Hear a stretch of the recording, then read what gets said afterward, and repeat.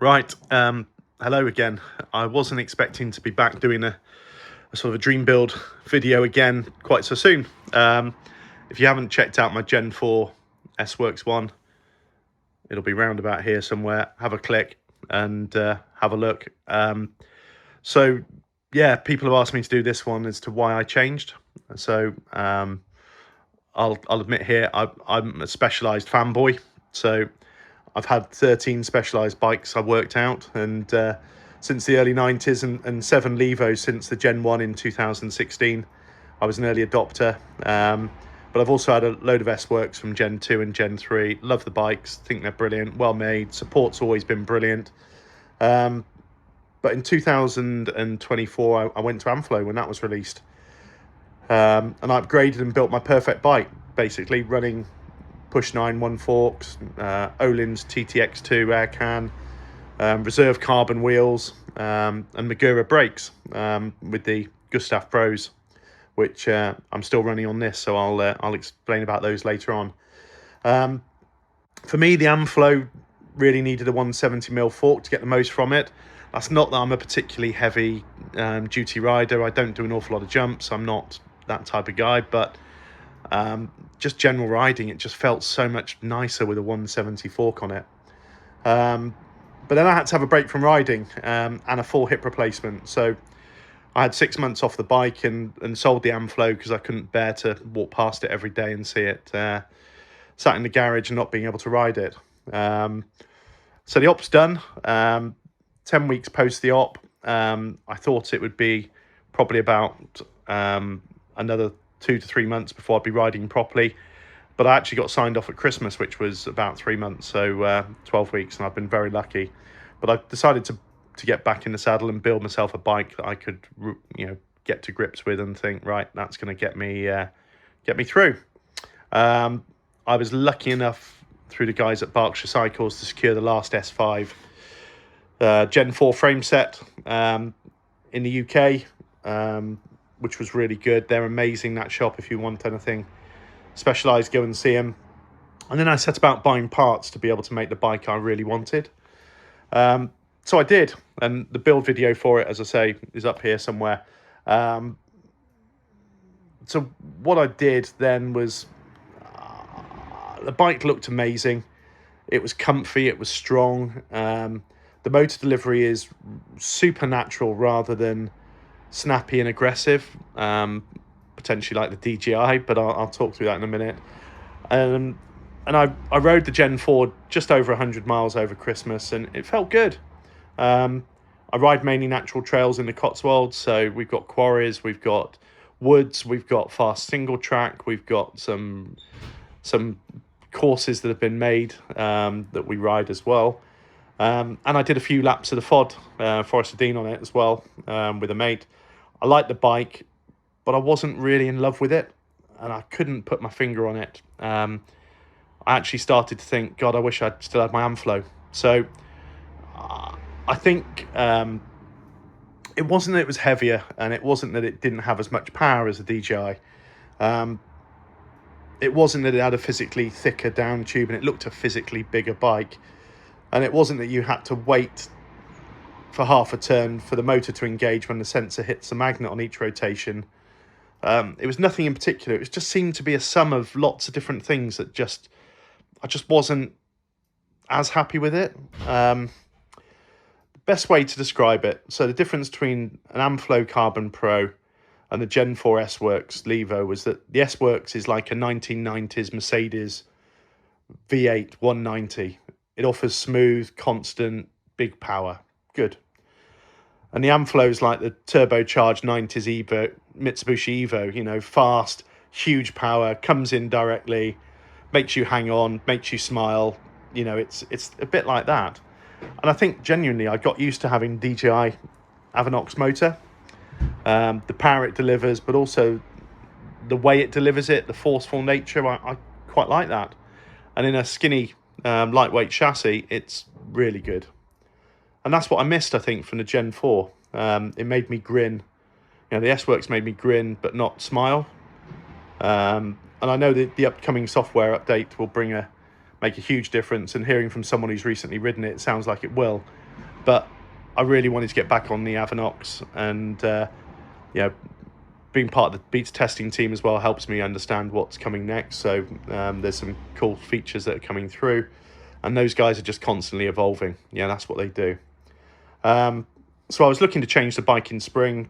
The S-Works, I had a friend who was very good to me and offered me a frame set. Wasn't cheap, but an Unno frame set, obviously with the DJI Avinox M1 motor. I wanted the Unno, and I set about building it with the bits I had on my S-Works and a few other bits, but generally this is where we are. So I just thought I'd do a quick sort of overview video of the bike. We'll start at the business end.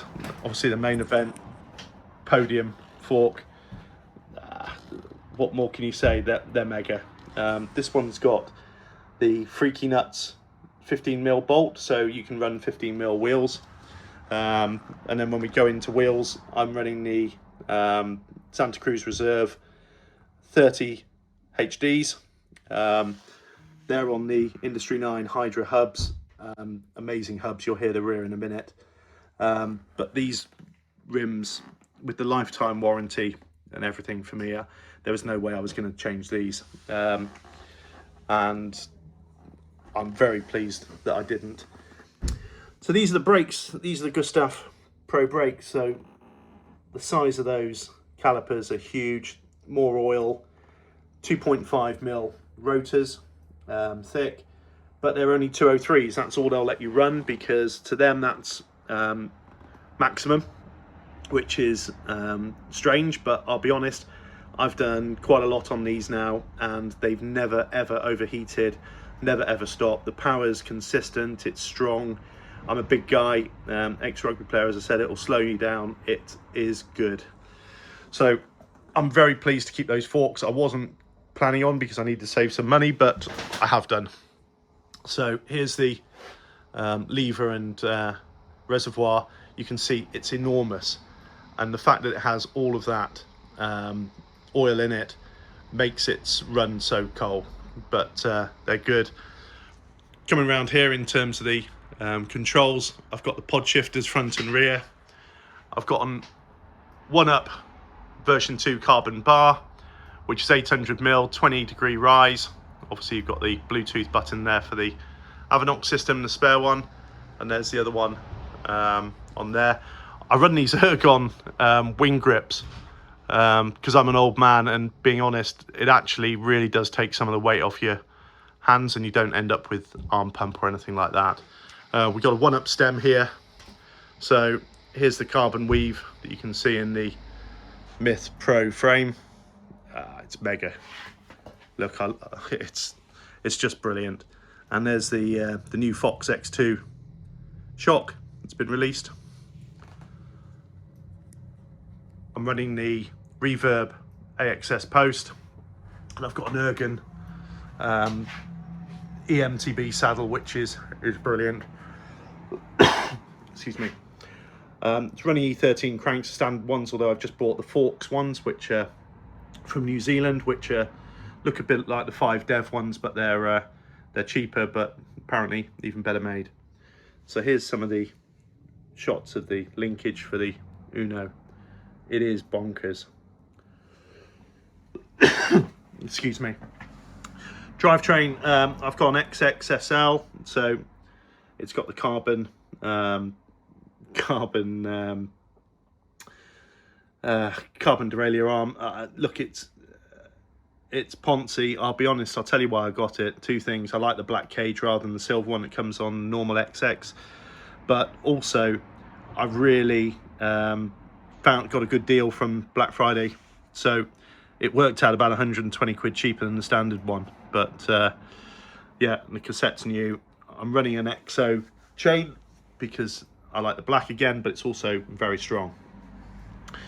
So here's the Hydra hubs.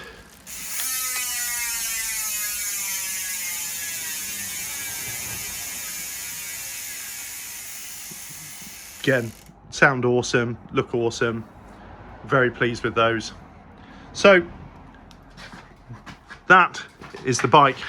It's So that's what I'm now doing.